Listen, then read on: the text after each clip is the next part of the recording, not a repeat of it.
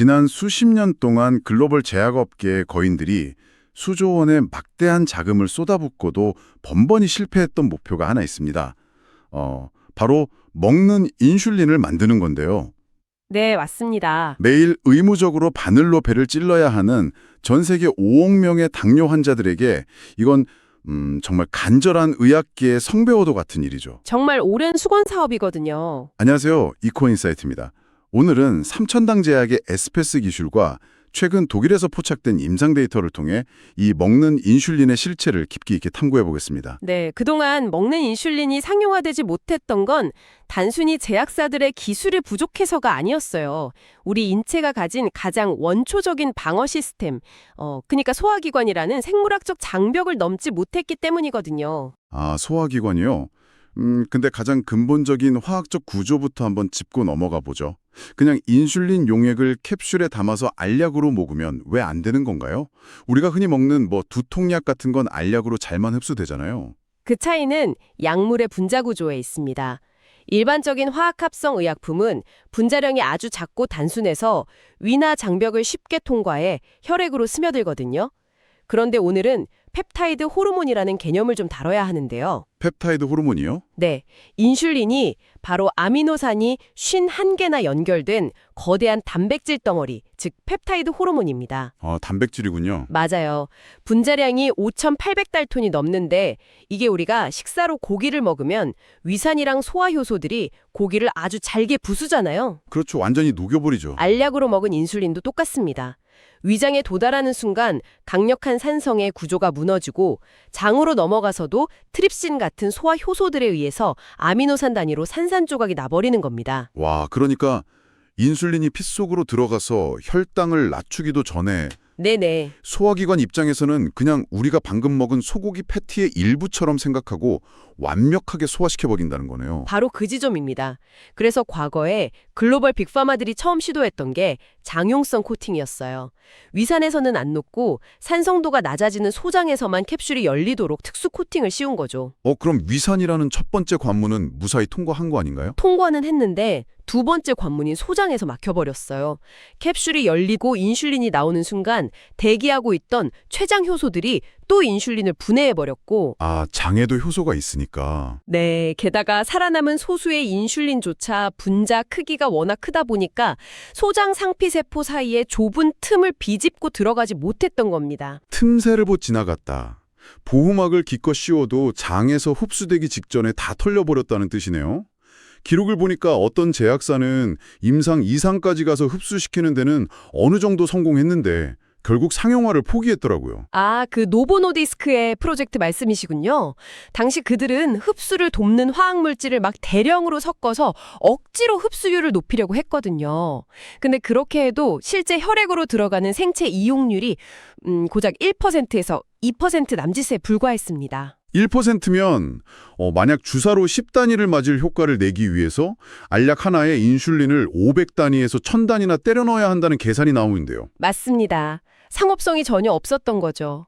알약 하나 만드는데 들어가는 인슐린 원료값이 너무 비싸서 도저히 시장에 팔 수 있는 약값이 안 나온 겁니다. 아하, 배보다 배꼽이 더 커진 거네요. 그렇죠. 결국 위장관을 안전하게 통과하면서도 소량의 약물만으로 상피세포를 적극적으로 뚫고 들어갈 수 있는 고효율의 흡수 기술이 필요해진 겁니다. 그게 바로 오늘 우리가 다룰 삼천당 제약의 에스페스 플랫폼이 해결해야 할 과제겠네요. 단순한 코팅 이상의 기술이라는 건데 이 기술 보고서를 보면 세 단계로 나눠서 작동한다고 되어 있더라고요. 구체적인 구조가 어떻게 되나요? 첫 번째 단계는 고분자 나노입자 보호막입니다. 인슐린을 미세한 고분자 물질로 감싸는데 이게 산성도에 반응하게 설계돼서 강산성인 위에서는 단단하게 뭉쳐서 방어합니다.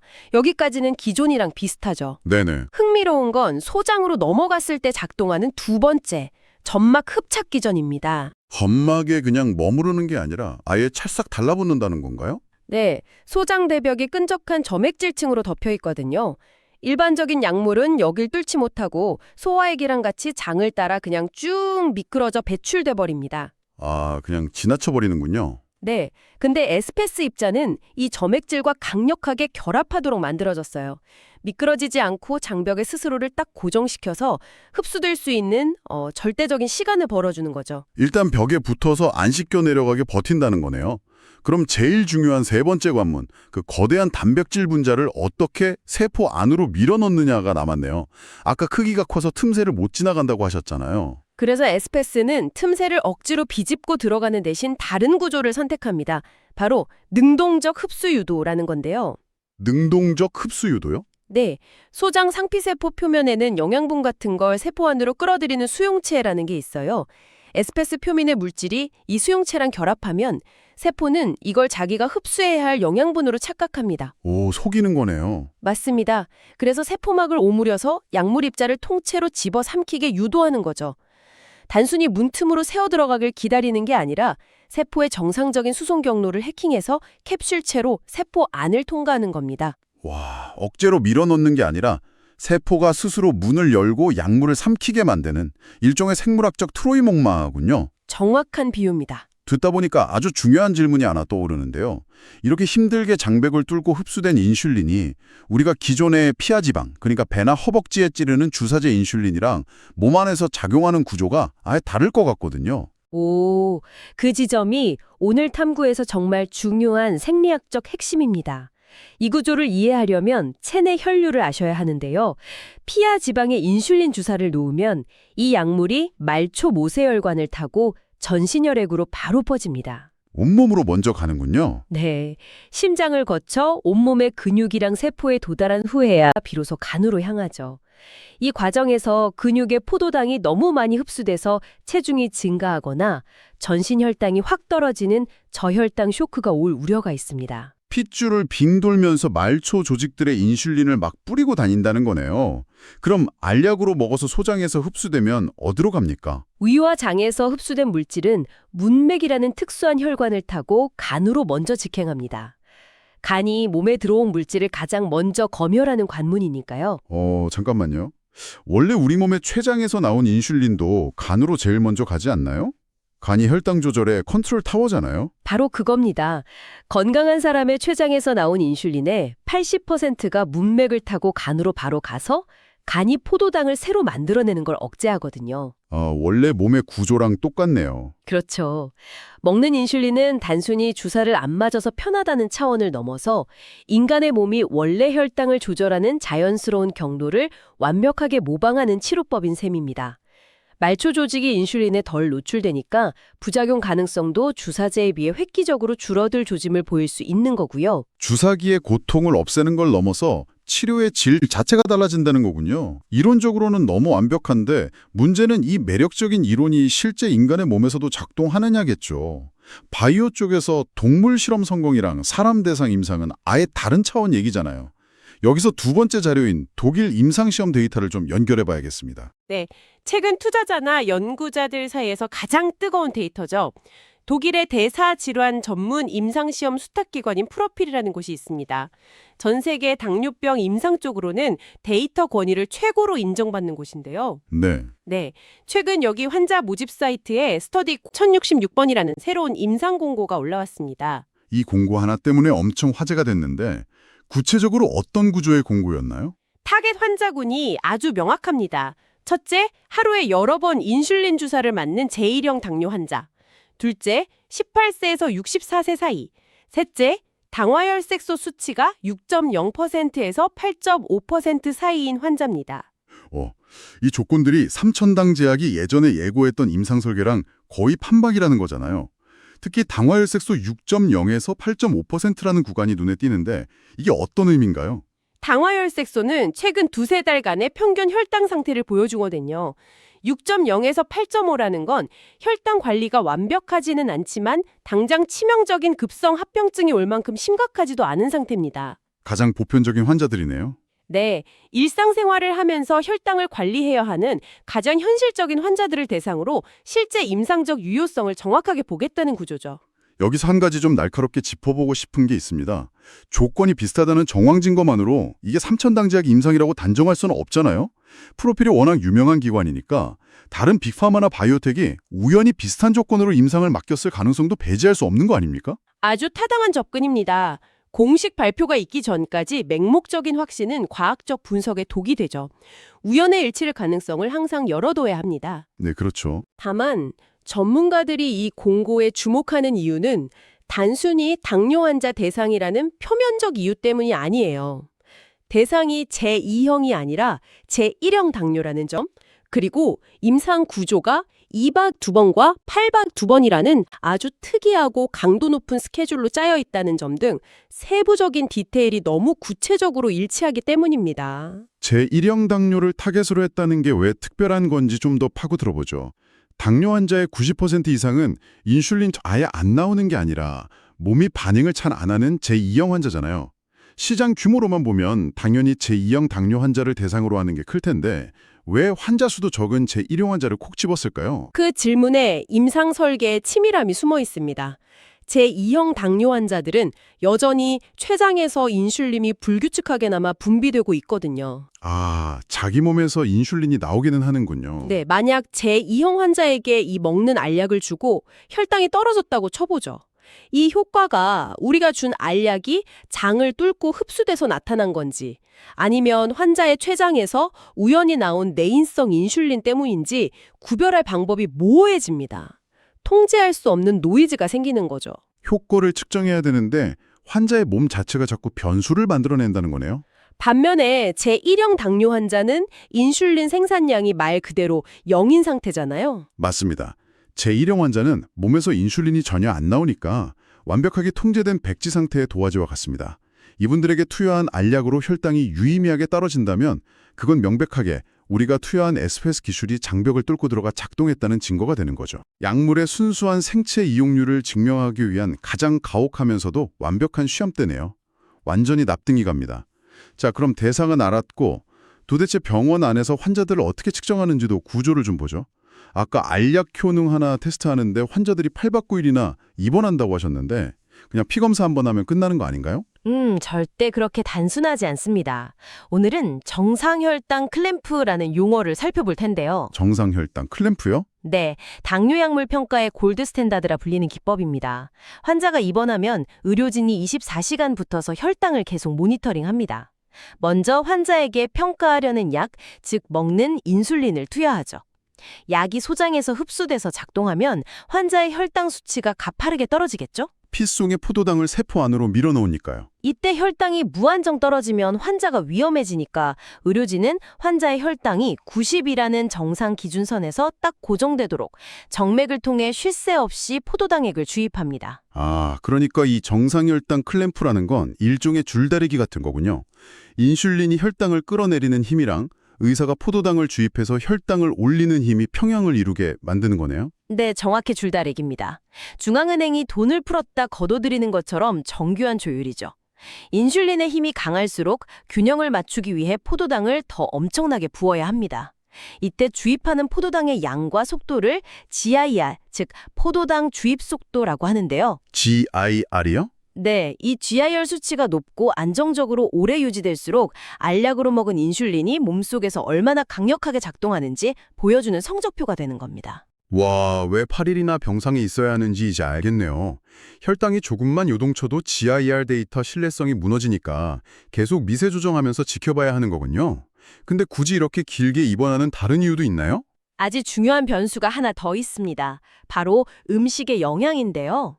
우리 장은 텅 비어있는 공복일 때랑 음식이 가득 차서 소화액이 막 쏟아져 나올 때 내부 환경이 극단적으로 다릅니다. 아, 소화액이 변수군요. 네, 먹는 약물은 이 두 환경에서 흡수율이 어떻게 다른지, 혈당 강화 효과가 어떻게 나타나는지를 반드시 교차 검증해야 하거든요. 이걸 통제된 환경에서 안전하게 확인하려면 8박이라는 물리적인 시간이 필요한 거죠. 빈속에만 효과 있고 밥 먹고 먹으면 씻겨 내려간다면 반쪽짜리 약이니까 한계까지 테스트하는 거네요. 자, 그럼 과학적 구조는 여기까지 보고 청취자 여러분이 가장 궁금해할 현실적인 예측을 해보겠습니다. 환자들을 대상으로 이 촘촘한 테스트를 거치고 나면 결과는 대략 언제쯤 나오나요? 64명 모집이 마감되고 본 임상이 시작되면 투약이랑 클램프 테스트 기간, 그리고 데이터 분석 시간까지 고려해야 하는데요. 통상적인 속도를 대입해보면 빠르면 2026년 3분기, 늦어도 4분기 정도에는 탑라인 데이터가 도출될 가능성이 있습니다. 2026년 하반기라 시기가 아주 절묘하네요. 매년 가을에 유럽 당뇨병학회 같은 국제학회들이 열리잖아요. 데이터가 좋게 나오면 단순히 공시 올리고 끝내는 게 아니라 전 세계 의사들이랑 빅파마들 모인 무대에서 이 클램프 결과를 화려하게 발표할 조짐을 보일 수 있겠네요. 임상 목표를 충족했다면 학회 발표는 필수 수순이 될 겁니다. 근데 여기서 관찰자로서 중심을 잡기 위해 명확히 구분해야 할 게 있습니다. 시장 일각에서는 삼천당 제약이 MSCI 코리아 지수에 편입될 수 있다는 금융 쪽 기대감이 되게 크거든요. 자금 유입 예측들이 막 쏟아지는데요. 엄청난 돈이 들어온다니까 임상 기대감이 맞물려서 열기가 뜨겁더라고요. 하지만 임상 데이터를 읽을 때는 이 둘을 철저히 분리해야 합니다. 지수 편입은 시가총액과 거래량이라는 금융수학에 의한 자금 수급 이슈일 뿐이에요. 인슐린이 장막을 뚫고 들어가는 생물학적 구조나 GIR 수치와는 인과관계가 없습니다. 둘을 섞어서 주가를 임상 결과의 선행 지표로 착각하는 우를 범하시면 안 됩니다. 돈의 흐름이 과학적 성공을 보장하진 않는다는 뼈아픈 지적이네요. 결국 본질은 세포가 약을 흡수하냐 마냐니까요. 그럼 2026년에 실적 데이터가 나왔을 때 우리는 어떤 관점으로 해석해야 할까요? 가장 중요한 건 완벽한 성공 아니면 완전한 실패라는 이분법적 사고를 버리시는 겁니다. 이분법적 사고를 버려라. 네, 바이오 현실은 다르거든요. 예를 들어 공복에서는 생체 이용률이 완벽했는데 식후 상태에서는 흡수율이 조금 못 미친다는 식의 부분적 데이터가 나올 우려도 항상 존재합니다. 만약 그렇게 나오면 시장에서는 결국 한계에 부딪혔다며 부정적인 반응이 나올 텐데요. 대중의 반응은 그럴 수 있겠죠. 하지만 과학에서는 그런 데이터가 실패가 아닙니다. 다른 선구자들의 사례를 봐도 초기 임상에서 발견된 한계들은 약물 용량을 조절하거나 보호막 비율을 미세하게 수정하는 제형 최적화 과정으로 극복해 나가거든요. 아, 수정을 거치는 거군요. 네, 인체라는 블랙박스 안의 변화를 데이터로 확인했다는 것 자체가 다음 단계로 가는 엄청난 도약인 셈입니다. 데이터가 말하는 본질적인 흡수 메커니즘 증명 여부에 집중해야 합니다. 100점이 아니더라도 메커니즘만 증명되면 그건 강력한 발판이 된다는 말씀이시네요. 자, 그럼 여러분이 앞으로 흔들림 없이 상황을 지켜보기 위해 챙기셔야 할 3가지 마일스톤을 정리해드리겠습니다. 첫째, 회사의 임상 진행 팩트 공시 챙겨보기. 둘째, 독일 프로필 기관의 스터디 1066번 모집 상태 변화 추적하기. 셋째, 2026년 하반기 주요 국제학회 발표 일정 모니터링하기. 이 3가지만 쥐고 계셔도 정보의 홍수 속에서 길을 잃지는 않으실 겁니다. 맞습니다. 오늘 대화를 통해 여러분은 언론의 헤드라인 너머를 볼 수 있는 시각을 갖추셨을 겁니다. 내년에 결과 뉴스가 떴을 때 단순히 주가 등락이 아니라 데이터가 어떻게 나왔나, GIR 곡선은 안정적인가 스스로 묻고 해석하실 수 있게 된 거죠. 네, 강력한 무기를 하나 장착한 기분입니다. 자, 오늘 저희가 준비한 심층 탐구는 여기서 마무리를 지어야 할 텐데요. 방송을 끝내기 전에 여러분 머릿속에 오래 남을 도발적인 생각 하나를 던져드리고 싶습니다. 네, 오늘 우리는 내내 인슐린이라는 단백질 호르몬 하나에 집중해서 장점막을 뚫는 기술을 다뤘는데요. 시야를 조금만 넓혀서 상상해 보시죠. 만약 이 에스페스 기술이 정말로 강력한 소화액으로부터 단백질을 보호하고 장벽 너머로 흡수시키는 데 성공한다면 어떤 일이 벌어질까요? 잠깐만요. 단백질 구조로 만들어진 약이 세상에 인슐린 하나만 있는 건 아니잖아요? 정확히 그겁니다. 지금도 수많은 환자들이 병원에서 고통스럽게 주사로 맞아야 하는 블록버스터 바이오 의약품들이 널려 있거든요. 체력 소모가 극심한 항암제, 자가 면역 질환을 억제하는 항체 치료제, 그리고 최근 시장 판도를 뒤집은 기적의 비만 치료제들까지 대부분이 거대한 단백질 구조입니다. 와, 소름이 돋네요. 만약 인슐린에서 이 기술이 증명되면 그 고통스러운 주사기들이 전부 아침 식탁 위에서 물 한 잔과 가볍게 삼키는 알력으로 바뀔 수 있다는 거군요. 네, 2026년에 나올 그 데이터는 단순히 편의성 개선의 결과물로 끝날 스케일이 아닙니다. 인류가 길었던 주사기 시대의 막을 내리고 거대한 룰체인기를 시작하는 첫 도미노가 될 수도 있다는 뜻이죠. 세차장 같은 위산을 무사히 통과한 단백질 구조물이 우리 의료의 미래를 얼마나 극적으로 바꿔놓을지 함께 지켜보시죠. 오늘 이콘인사이트에서 전해드린 이 모든 분석은 특정 종목이나 자산에 대한 투자 권유가 절대 아닙니다. 투자는 항상 개인의 재무 상황과 리스크 감수 능력에 따라 충분한 공부와 신중한 판단 아래 이루어져야 합니다. 저희가 드리고자 하는 것은 단 하나입니다. 복잡하게 돌아가는 국내외 경제의 구조를 이해하는 눈, 그 눈을 갖추는 데 필요한 정보와 시각입니다. 그 눈이 생겼을 때 비로소 여러분이 스스로 더 나은 판단을 내릴 수 있다고 믿기 때문입니다. 앞으로도 이콘인사이트는 복잡한 국내외 경제의 흐름을 여러분이 실제로 이해하고 활용할 수 있는 언어로 풀어드리겠습니다. 오늘 영상이 도움이 되셨다면 구독과 좋아요, 댓글, 그리고 알림 설정까지 눌러주세요. 다음 영상도 놓치지 않으실 수 있습니다. 오늘도 끝까지 시청해주셔서 감사합니다.